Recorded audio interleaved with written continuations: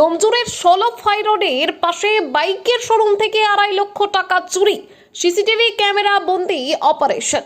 গতকাল রাত 2:30টা নাগাদ ডোমজুরের 16 রোডের পাশে একটি বাইক শোরুমে রাতের অন্ধকারে দুঃসাহসিক চুরির ঘটনা ঘটে।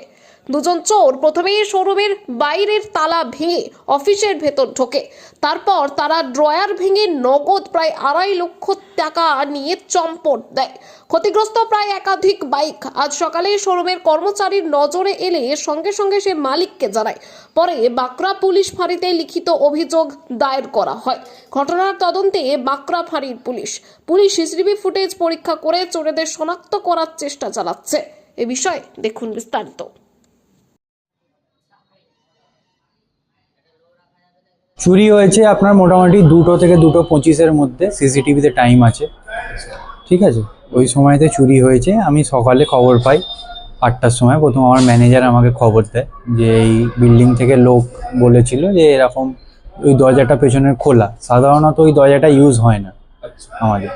তো সকালবেলা আসার পরে যা দেখতে পাই যে এখান থেকে ঢোকার পরে ওরা প্রথম সিসিটিভিতে আপনারা দেখতে পাবেন যে ওরা প্রথম আমার অফিসে ঢুকেছে। আমার অফিসে ঢুকে তারপরে যত ড্রয়ার আছে লক টক ভেঙে ক্যাশ ছিল, ক্যাশ ওইখান থেকে নিয়েছে। তারপর আপনার এখান থেকে বেরিয়ে এসে এইখানে এই জায়গাটা থেকে পুরো লক টক সব কিছু ভেঙে যে কোনো সব জিনিসপত্র এদিক ওদিক করে দিয়ে যা ক্যাশ ছিল এখান থেকে নিয়ে গেছে। কতজন ছিল মনে হলো? দুজন ছিল। মোটামুটি 2.5 লাখ টাকার কাছাকাছি গেছে। মোটরসাইকেল নিতে পারেনি? না, মোটরসাইকেল নিতে পারেনি। আপনার এই পেছনের দরজাটা যাবার সময় একটা আমার মোটরসাইকেল নতুন রাখা ছিল, ওটাকে ওরা ফেলে দিয়েছে। ওইটা ড্যামেজ হয়েছে, ওইটাতে আপনার ওই ট্যাঙ্ক ড্যামেজ হয়েছে, সামনের কাউলগুলো ড্যামেজ হয়েছে। ওইটা তো আপনার 2-3 বছর হয়ে গেছে শোরুমটা? এটা আমার 6 ইয়ার রানিং, 6 বছর। এত বছর পর একটা এই চুরি হলো। হ্যাঁ, এ তো এবার কিছু বলার মানে এখানে নিচে নাইট ডিউটিতে লোকেরাও থাকে, তারাও কোনো কিছু রেসপন্স দিচ্ছে না। আমি সকালবেলা গিয়ে ফাঁড়িতে গিয়ে বাঁকড়া ফাঁড়িতে গিয়ে সব বলে এসেছি।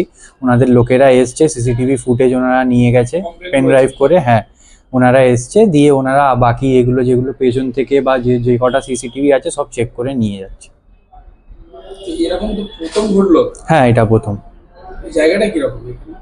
জায়গাটা অতটা সেফ সাইড জায়গা না, বিকেলের দিকে অতটা সেফ সাইড জায়গা না, যেহেতু হাইওয়ের ওপরে অতটা সেফ সাইড জায়গা না, ঠিক আছে। এবার সন্দেহ সেরকম কাউকে না। এবার যেই মোটামুটি যেটা আছে জানাশোনা লোকের মধ্যে, কারণ এত কিছু এত ভেতরে মানে যেরমভাবে তিনি ঢুকেছে বা যেরমভাবে সে করেছে বোঝাই যাচ্ছে তাকে হয়তো সে চেনা জানা না হলেও তাকে সবকিছু বলা ছিল যে এই জায়গাগুলোতে থাকতে পারে।